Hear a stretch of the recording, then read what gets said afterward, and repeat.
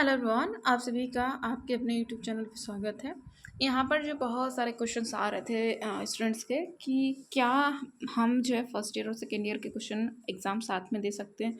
और भी क्वेश्चन था क्या सेमेस्टर वाइज एग्ज़ाम होता है या फिर ईयरली बेस्ड होता है। तो स्पेशली यहाँ पर हम बात कर रहे हैं एमएससी जूलॉजी को लेकर, और भी जितने भी 2 ईयर एग्ज़ाम्स है उसको लेकर जो है, जैसे एमए हो गया, एमएससी हो गया, ठीक है ना, MSc in any branch of science और एमए भी एनी ब्रांच ऑफ एमए, ठीक है ना, आर्ट्स कह सकते हैं।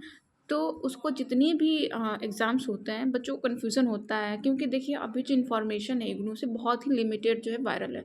सारी इन्फॉर्मेशन है, लेकिन कह सकते हैं कि कहीं समर्थ पे अवेलेबल है, जो इग्नू का अपना साइट है, अपना पोर्टल चलता है समर्थ, उस पे जो है आपको देखने को मिलता है, लेकिन बच्चे नहीं पहुंच पाते वहाँ तक। तो मैं आपको बता दूं कि यहाँ पर जो हम 2-3 टॉपिक पे जो है यहाँ पर डिस्कस करेंगे। पहला कि क्या first year second year semester wise exam देना चाहिए अगर एमएससी की बात करते हैं या फिर एमए की बात करते हैं। उसके साथ हम बात करेंगे क्या फर्स्ट ईयर सेकेंड ईयर का एग्ज़ाम हम साथ में दे सकते हैं, क्या कोई इशू होगा या नहीं होगा। तो 2 टॉपिक पे हम यहाँ पर जो है डिस्कस करने वाले हैं। पहली बात तो मैं आपका एक क्लियरेंस कर दूँ कि अगर आप जो है पेपर दे रहे हो तो आप सेमेस्टर वाइज जो होती है, अगर एमएससी कर रहे हो तो सेमेस्टर वाइज आपको नहीं एग्ज़ाम देना है, आपको किस में देना है, ईयरली देना है। किस में देना है, ईयरली वाइज देना है। आप पूछेंगे क्यों। देखिए जो हमारा कोर्स जो लॉन्च हुआ है एमएससी का, आप जाकर देखेंगे तो वहाँ पर ऑलरेडी लिखा रहता है ईयरली।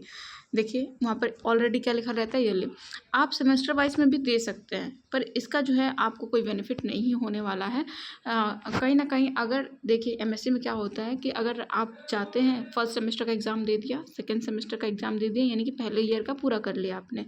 जैसे ही आप सेकेंड ईयर में एंटर करते हैं तो अगर आप जाते हैं वहाँ पर फर्स्ट थर्ड सेमेस्टर का फॉर्म भरने के लिए, तो वहाँ फॉर्म नहीं भरा जाता है, वहाँ पर अनलेबल दिखाता है। क्यों? क्योंकि आपका कोर्स जो है ईयरली बेस्ड है, और थर्ड सेमेस्टर में और फोर्थ सेमेस्टर में एक काम आ जाता है प्रोजेक्ट वाला, ठीक है ना। और जिसके कारण जो होता है आप जो है इसको ईयरली बेस्ड ही भर सकते हैं। कह सकते हैं इसको अकेले थर्ड सेमेस्टर या फोर्थ सेमेस्टर को एग्ज़ाम नहीं दे सकते हैं, ठीक है ना। तो इसको ईयरली देना पड़ता है। तो आप क्यों ऐसा करना कि फर्स्ट ईयर का सेमेस्टर वाइज दे दिया, सेकेंड ईयर का ईयरली बेस्ड दे दिया, इससे अच्छा कि दोनों ईयरली बेस्ड दो, ठीक है। इसलिए आपको एग्ज़ाम किस में देना है, ईयरली बेस्ड में देना है। आई होप कि एक आपका डाउट क्लियर हो चुका है कि एग्ज़ाम किस में देना है, ईयरली में देना है, ना कि सेमेस्टर वाइज। अंडरस्टैंड, ठीक है। और दूसरी टॉपिक है, दूसरी पॉइंट है आप सभी का क्या कि फर्स्ट ईयर का सेकेंड ईयर का एग्ज़ाम हम साथ में दे सकते हैं, और तीसरा है क्या एक साथ हम कितने एग्ज़ाम दे सकते हैं।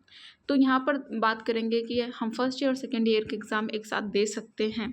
कैसे दे सकते हैं, देखिए जब आप फॉर्म भरने जाते हो तो जनरली वहाँ पर 16 पेपर का ऑप्शन जो है आता है, आपको दिखता है। और एक ईयर में 8 पेपर होता है, दूसरे ईयर में भी 8 होता है, मतलब दूसरे ईयर में 7 होता है, दोनों मैक्सिमम अगर 15 पेपर हो जाता है, ठीक है ना। साइंस की बात करते हैं, और वहीं आर्ट्स की बात करें तो 16, 8 पेपर करके 16 पेपर होते हैं, ठीक है ना। साइंस में एक प्रोजेक्ट जुड़ जाता है, इसकी वजह से एक पेपर घट जाता है और ये 15 पेपर रह जाता है, ठीक है। तो इससे क्या होता है कि आप दोनों साथ में पेपर दे सकते हो, लेकिन यहाँ पर इशू कहाँ आता है ये सुनिए। इशू आपको प्रॉब्लम कहाँ क्रिएट होती है कि देखिए सेम पेपर जो फर्स्ट ईयर का पेपर होता है और सेकेंड ईयर का पेपर जो होता है सेम डे सेम टाइम पे जो होता है आ जाता है। तो उस टाइम उसमें आपको क्या करते हैं, कन्फ्लिक्शन क्रिएट हो जाता है कि आपको कौन सा देना चाहिए, कौन सा छोड़ना चाहिए, और इस कंडीशन में आपका बहुत बड़ा लॉस हो जाता है।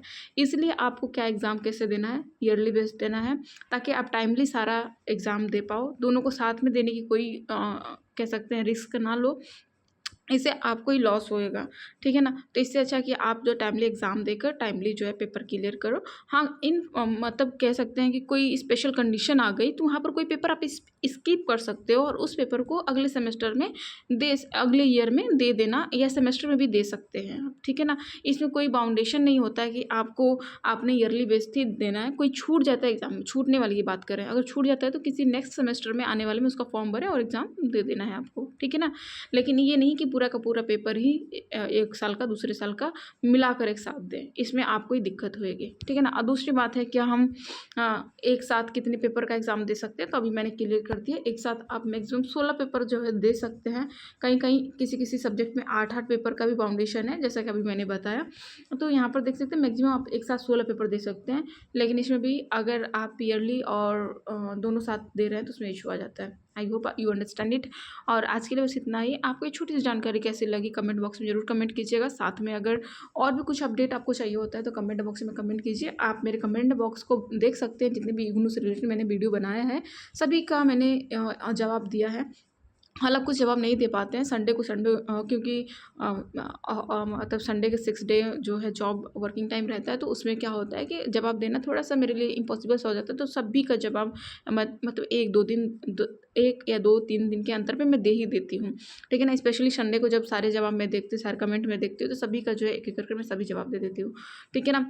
तो यहाँ पर आप देख सकते हैं कि आपको कोई हेल्प मिली होगी तो वीडियो को लाइक शेयर करना बिल्कुल ना भूलें, और साथ-साथ में कमेंट कीजिए अगर आपको कोई भी इश्यू होता है तो। मैं आपके हर इश्यू का जो है सॉल्यूशन यहाँ पर करने की कोशिश करती हूँ, और हर प्रॉब्लम का सॉल्यूशन मैं देने की कोशिश करती हूँ।